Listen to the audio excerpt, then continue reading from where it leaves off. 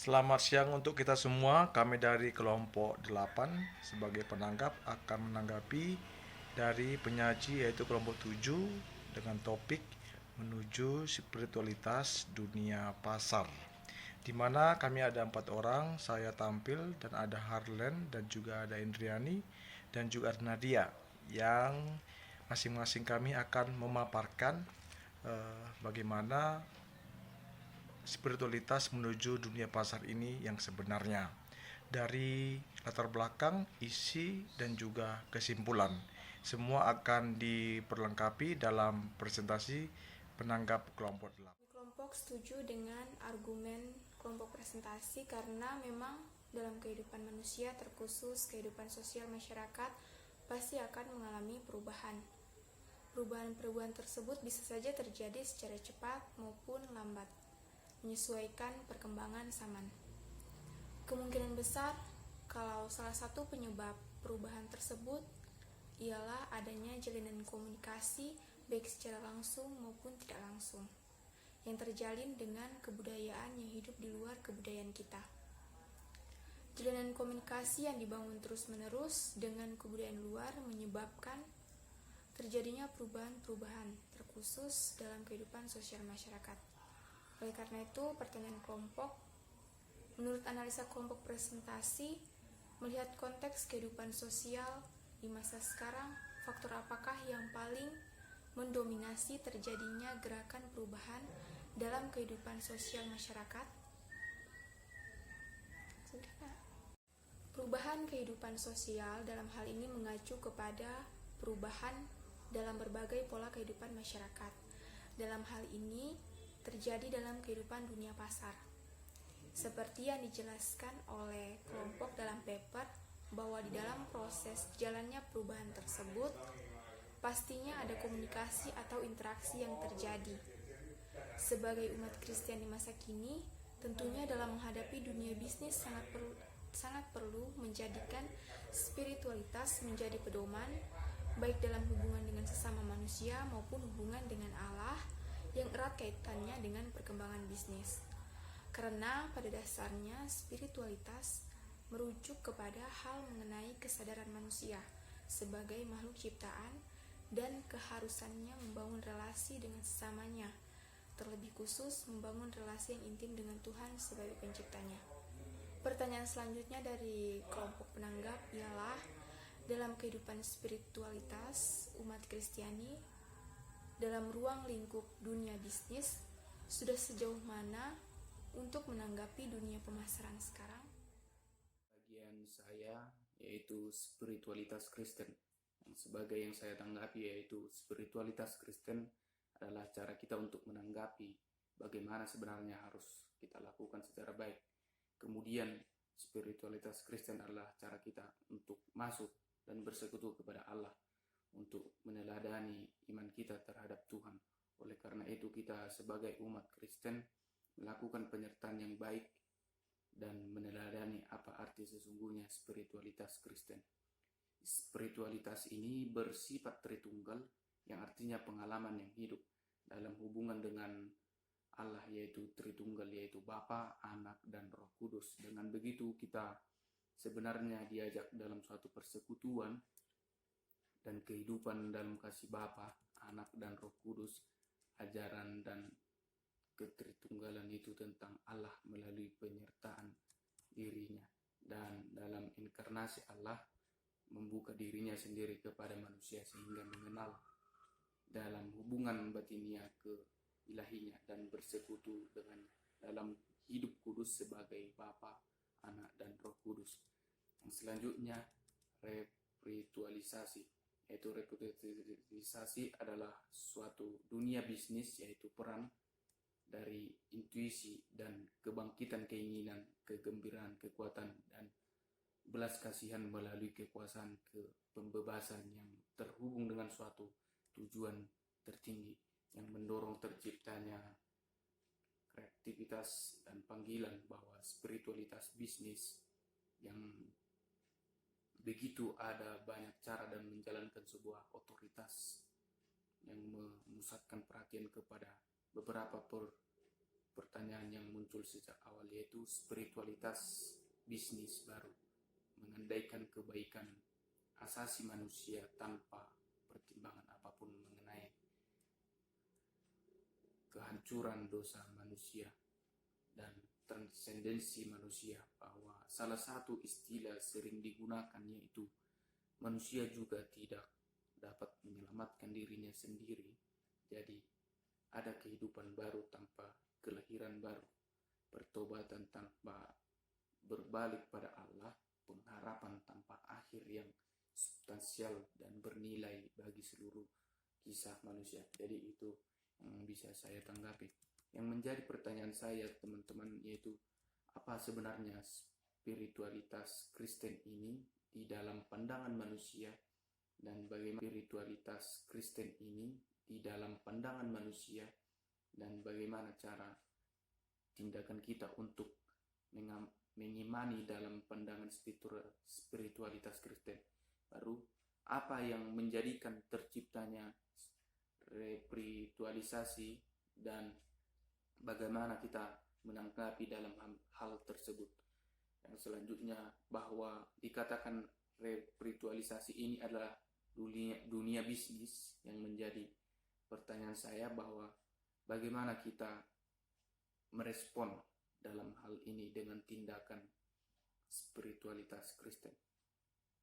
Begitu sekiranya dari saya, teman. Terima kasih.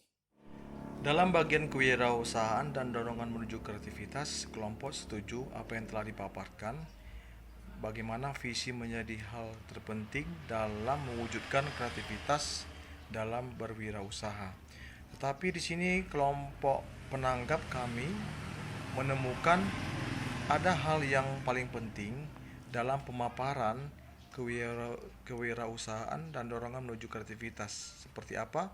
Yaitu ada proses mengidentifikasi, yaitu visi dirubah menjadi ide, terus ada pengembangan visi. Nah, dari sana akan muncul inovasi.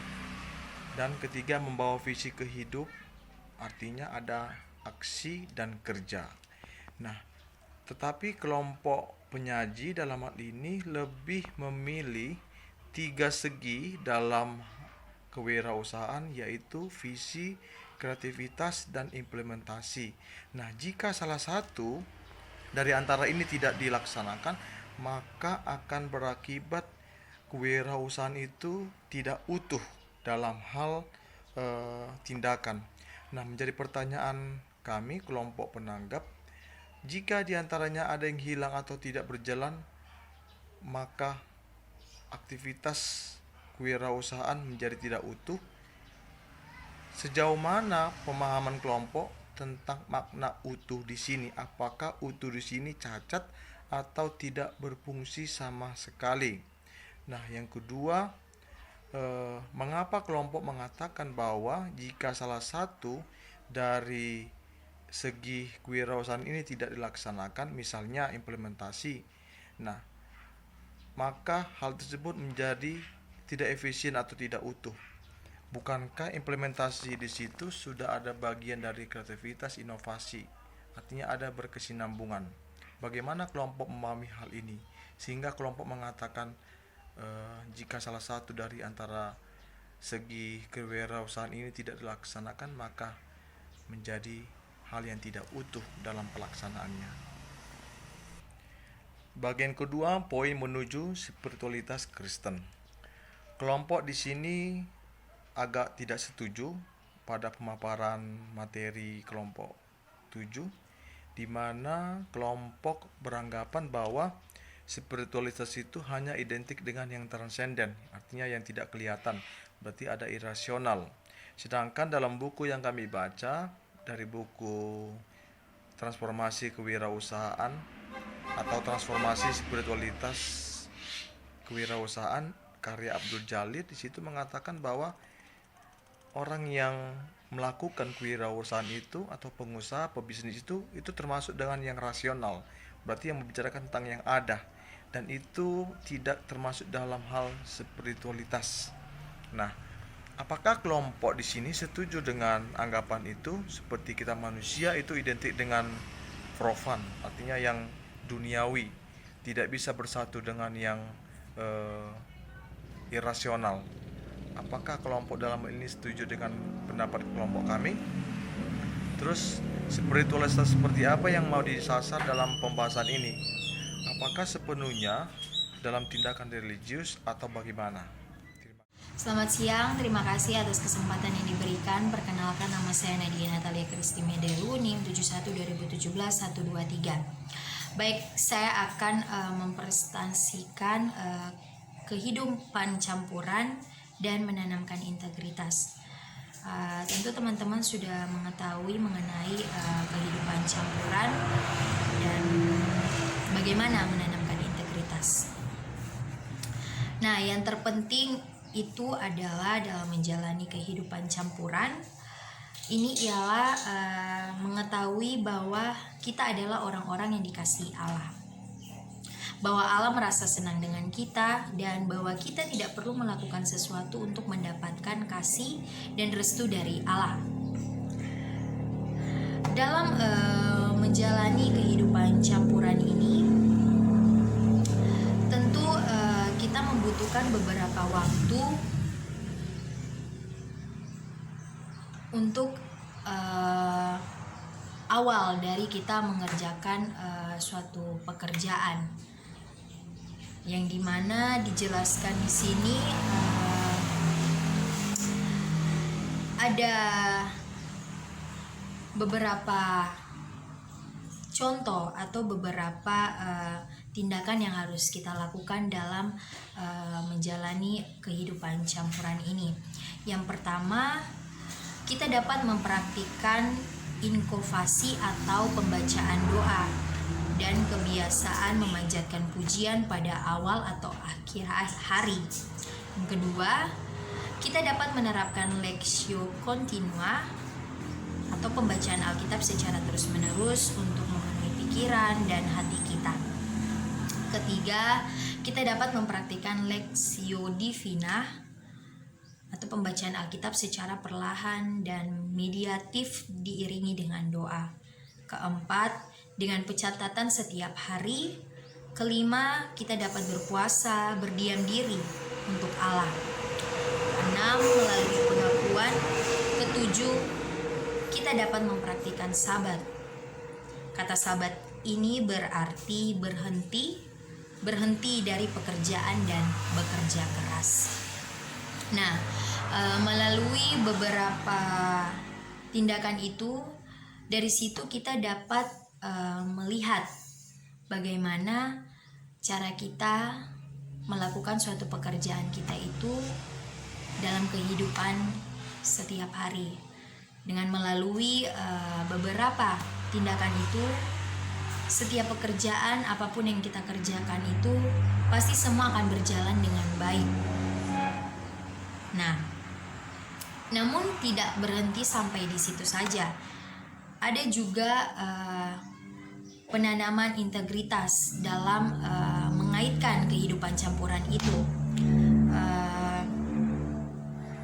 Dalam melakukan suatu pekerjaan, tentu yang terpenting adalah kita harus memiliki integritas diri yang berkualitas baik. Namun yang terpenting juga di sini ada iman, yang berarti melibatkan Allah dalam setiap perencanaan kita dan percaya bahwa manusia dapat berubah. Pengharapan berarti hidup yang tidak dikendalikan oleh sinsisme, karena kita selalu siap mengantisipasi berkat Allah. Kasih memperlihatkan kesetiaan untuk melayani manusia dan melayani manusia dan organisasi. Dalam banyak cara, kebajikan kasih secara teologis menyatukan dan mewujudkan semua kebajikan lain.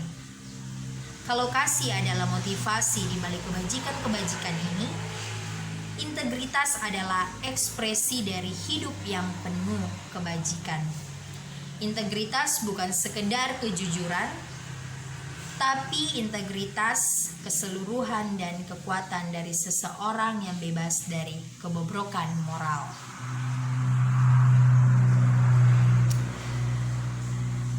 Ada 4 dimensi spiritualitas yang perlu kita tanamkan. Yang pertama, kita menghormati dan menghargai berbagai imperatif kategoris dalam hati kita yang telah diberikan Allah, 10 hukum dan hukum kembar kasih serta keadilan. Kedua, kita melihat kepada tujuan akhir kemana kita dipanggil dan disatukan, dan tindakan apa yang bisa kita lakukan agar selaras dengan tujuan akhir tersebut. Ketiga, kita harus berjalan dengan Allah, bernapas dalam roh Allah, dan membiarkan roh Allah mengembangkan kebajikan hidup dalam diri kita, sambil kita secara bersamaan mengembangkan kebiasaan-kebiasaan perilaku moral. Yang terakhir, kita hidup dengan anugerah dan pengampunan. Kita akan melakukan kesalahan-kesalahan, membuat kompromi-kompromi, dan terkadang melakukan hal-hal yang lebih buruk daripada yang baik. Seperti yang pernah dikatakan Luther, berani berbuat dosa, tetapi lebih berani lagi percaya kepada Yesus. Menjadi tanggapan dari kedua pembahasan ini adalah saya menanggapi di sini bahwa dalam menjalankan kehidupan campuran maupun menanamkan integritas ini, sebagai orang-orang yang percaya tentu kita tahu apa saja yang dikehendaki Allah atas hidup kita. Kita belajar dari setiap pengalaman yang kita dapati selama berproses. Dari situlah kita mencoba untuk mendalami proses itu dengan melihat ke dalam kehidupan setiap hari. Demi mewujudkan suatu kesuksesan, tentu kita belajar membenahi diri dengan cara melatih diri terbiasa dengan situasi dan keadaan di luar sana. Mau memberi diri untuk dibentuk dengan berbagai kapasitas dan kualitas yang ditempuh. Karena menjadi seorang yang sukses perlu untuk menanamkan rasa cinta terhadap kehidupan dengan sesama dan mau bekerja secara jujur dan bertanggung jawab. Demikian presentasi yang saya paparkan. Selanjutnya akan dilanjutkan oleh teman saya. Melihat kasus-kasus perekonomian yang terjadi di Indonesia, ternyata perubahan kehidupan sosial terkhusus dalam dunia bisnis telah mendorong hadirnya gerakan spiritualitas. Spiritualitas dituntut untuk dapat menjangkau apa yang dilakukan oleh masyarakat bisnis dalam menjalani kehidupan dengan rendah hati dan tetap andalkan Tuhan di dalamnya. Karena semua yang kita dapatkan dan kita miliki adalah pemberian Tuhan. Dan pertanyaan terakhir dari kelompok penanggap ialah potensi apakah yang akan didapatkan ketika umat Kristiani dalam dunia bisnis mampu meningkatkan kecerdasan spiritual?